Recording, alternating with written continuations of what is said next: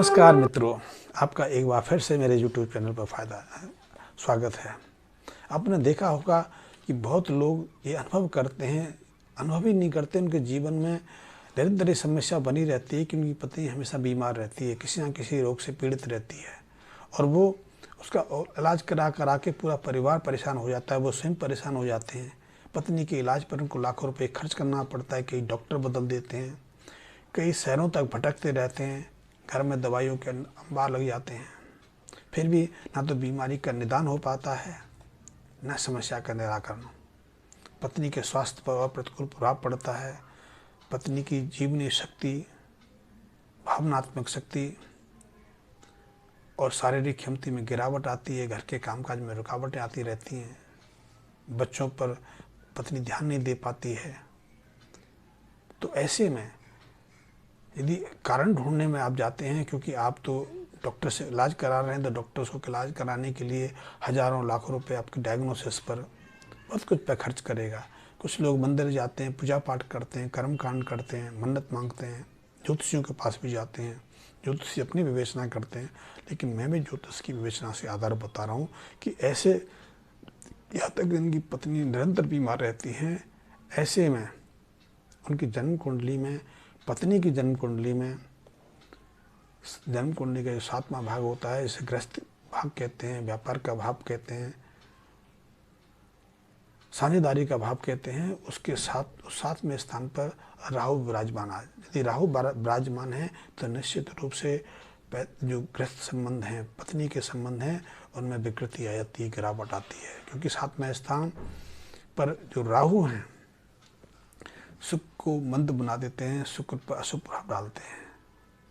क्योंकि 7वां स्थान तुला राशि का है और तुला राशि शुक्र की राशि है। ऐसे में तुला राशि में 7वें स्थान पर राहु विराजमान है, तो उनकी कर्म, उनकी जो गृहस्थ भाव है, गृहस्थ को बिगाड़ के रख देते हैं, पत्नी के स्वास्थ्य पर प्रभाव डालते हैं, पत्नी को रोगी बना देते हैं, व्यापार में भी कई तरह के बदलाव आते हैं और खास करके यदि पूछा है, व्यस्त जीवन में विष घोल के रख देते हैं। परिवार में भी शिथिलता का माहौल रहता है, ज़्यादा उमंग, ज़्यादा उत्साह, ज़्यादा स्फूर्ति नहीं रहती, आगे की ज़िंदगी का उच्चार में नहीं रहता है। बच्चे अपने हिसाब से पढ़ रहे होते हैं, बच्चे अपने हिसाब से चल रहे होते हैं, परिवार अपने हिसाब से चल रहा होता है और परिवार का मुख्य फोकस घर की गृहिणी होती है, घर की मालकिन होती है। ऐसे में यदि समय रहते आपने इस समस्या से बाहर आना है तो आप लाल किताब की मदद ले सकते हैं। क्योंकि ऐसे में बहुत लोग कई तरह कर्म कांड करा लेते हैं, कई तरह के पूजा अर्चना कराते हैं, लंबे लंबे खर्च करते हैं, लेकिन सहजता से इससे बाहर आ सकते हैं आप। तो यदि 7वें स्थान पर राहु विराजमान है तो सबसे पहले पत्नी के वजन के बराबर आप जौ लें और उनको दूध से धोकर जल प्रभावित कर दें। ऐसा निरंतर 27 बुधवार के दिन करेंगे तो चमत्कारिक लाभ होगा, दवाएं छूट जाएंगी, स्वास्थ्य में निरंतर सुधार आता चला जाएगा और जो अभी तक बीमारी पता नहीं चलती थी वो बीमारी भी सामने आ जाएगी। क्योंकि स्वस्थ होना एक तो उपाय से है, लेकिन दूसरा हमें कोई आसरा भी तो चाहिए। आप यदि डॉक्टर के पास जाएंगे कि पत्नी अब ठीक है, तो डॉक्टर ही बताएगा कि हाँ ये बीमारी थी, ये दवा काम कर रही है, तो आपको भी अनकॉन्शियस अचेतन में भरोसा हो जाएगा अगर पत्नी स्वस्थ होगी, क्योंकि बीमारी पता चल गई। तो आप ये कर सकते हैं। दूसरा, एक टीन का बर्तन लें, ढक्कनदार बर्तन लें और उसमें गंगा जल भरें। गंगा जल कम से कम 16 लीटर के आसपास गंगा जल हो, उसको भरें और उसमें चांदी के 4 चौको टुकड़े डाल के, टुकड़ा 1 बाई 1 सेंटीमीटर का भी हो सकता है, 2 बाई 2 सेंटीमीटर का हो सकता है, लेकिन शुद्ध चांदी का टुकड़े हों और उनको उस टीन के बर्तन में डाल के ढक्कन को अच्छे से टाइट बंद कर दें और इस गंगा जल युक्त बर्तन को अपने घर स्थान में, खास करके जिस स्थान पर आपका शयन कक्ष है, जो बेडरूम है, या आप और आपकी पत्नी रात्रि विश्राम करते हैं, सोते हैं, उस घर के किसी अच्छे स्थान पर, यहाँ गलत हाथों का स्पर्श ना हो, धूल मिट्टी ना करे, वहाँ इसको स्थापित कर दें और उसको वहाँ स्थापित रहने दें।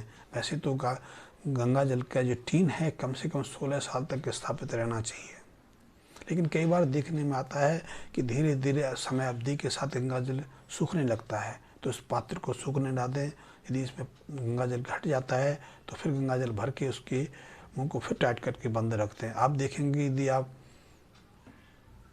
साउथ में रहते हैं, गुजरात में रहते हैं, तो गंगा जल कहाँ से आएगा? क्योंकि देखिए गंगा जल तो हरिद्वार से ही आएगा।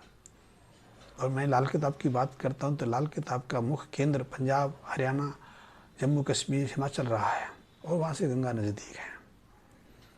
तो मेरे उपायों का भी जो आधार रहता है वो उसी क्षेत्र का रहता है। तो आप यदि कहीं भी रहते हैं, आप यदि चेन्नई से मुंबई चेकअप के लिए आ सकते हैं, चेन्नई से पुणे आ सकते हैं, कलकत्ता जा सकते हैं, या आसाम का व्यक्ति हैदराबाद इलाज कराने की आ सकता है तो हैदराबाद आने की जगह आप हरिद्वार से गंगा जल भी लेके आ सकते हैं।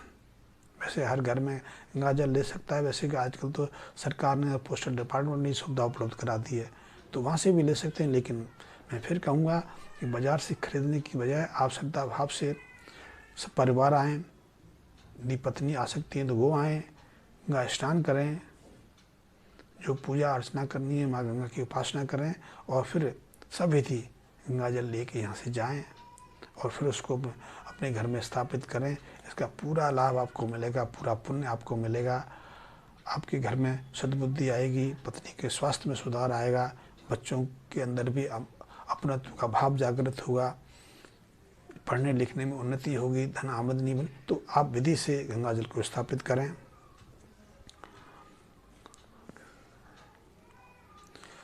सातवें स्थान पर यदि राहु विराजमान है तो एक और उपाय कर सकते हैं कि आप चाहे शराब पीते हैं नहीं पीते, आप छोटे बोतल शराब की लें, 4 बोतल शराब की लें और हर बुधवार के दिन 1 बोतल लेके उसको किसी भी पानी में, शुद्ध पानी में 1 बोतल को उड़ेल दें, उसमें बोतल खोल के शराब उसमें डाल दें। वैसे तो लाल किताब कहती है कि 4 बोतलों की शराब एक साथ उड़ेलनी चाहिए और ऐसा कम से कम 7 बुधवार या 27 बुधवार तक जारी रखना चाहिए। और ऐसे में यदि किसी असाध्य बीमारी से, किसी ऐसी बीमारी से स्त्री पीड़ित है जिसका इलाज ही संभव नहीं है, क्योंकि आजकल बहुत सारी बीमारी ऐसी हैं जिनकी दवाइयाँ तो हम लेते हैं, जिनका ट्रीटमेंट तो हम लेते हैं, लेकिन इनका कोई उपचार ही अब तक संभव नहीं हो पाया है। तो ऐसी बीमारी से भी मुक्ति मिल जाती है। तो आप इस शराब वाले उपाय को भी कर सकते हैं। चांदी का उपाय भी कर सकते हैं। चांदी की 4 चौकोर टुकड़े आप अपनी जेब में रख सकते हैं। गले में चांदी की चेन धारण कर सकते हैं। गले चांदी का कड़ा आप हाथ में पहन सकते हैं। यदि स्त्री है तो उसके शरीर पर भी चांदी धारण करा सकते हैं आप। चांदी से राहु की जो अशुभता है वो शांत होती है। चांदी से चंद्रमा प्रबल होते हैं। चांदी से आपकी आत्मिक शक्ति में सुधार आता है। चांदी के माध्यम से यदि आज की भाषा में कही जाए कि शरीर की जो इम्यूनिटी है, शरीर की जो रोग प्रतिरोधात्मक क्षमता है वो सबल बनती है, वो सुदृढ़ बनती है और आप ऐसी तमाम बीमारियों से बाहर आ जाते हैं। लेकिन ऐसे लोगों को अपने घर कुत्ता नहीं पालना चाहिए। गली के कुत्ते हैं उनको भी ज़्यादा प्यार दुलार नहीं करना चाहिए। आपने यदि कुछ बांटना है, कुत्तों को खिलाना है तो अपने हाथ से ना करें। अपने बच्चों को दे दें, पड़ोसी को दे दें, किसी और को दे दें, किसी के हाथ से कराएं। आपके माँ बाप भी कर सकते हैं। यदि आपकी पत्नी की परेशानी है तो आप अपने हाथ से ना करें और पत्नी भी ना करे, क्योंकि इससे राहु की अशुभता और तीव्र हो जाती है और बीमारी भी गंभीर हो जाती है और भी परेशानियां बढ़ जाती हैं और भी जटिलता सामने आने लगती हैं।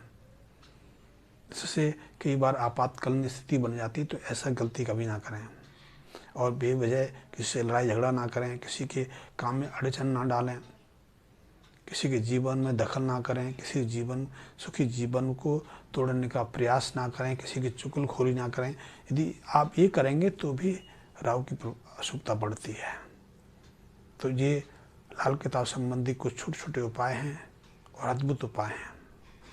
आप इनको करिए, कराइए। मैं आपसे कई बार पहले भी अनुरोध कर चुका हूँ कि आपने यदि मेरे चैनल को अभी तक सब्सक्राइब नहीं किया तो सब्सक्राइब भी कर लें। और बहुत सारे मित्र ऐसे रहते हैं जो परेशानियों से जूझते रहते हैं, जिनके जीवन में एक परेशानी के बाद एक परेशानी आती रहती है, परेशानी ख़त्म होने का नाम नहीं लेती, वो उसके लिए बहुत सारे प्रयास करते हैं। तो ऐसे लोगों को यदि आपके सर्कल में हैं तो मेरे इस वीडियो को शेयर कर सकते हैं, यदि उनकी थोड़ी बहुत मदद हो सके, थोड़ा बहुत मार्गदर्शन मिल सके, ये भी मेरा एक प्रयास है।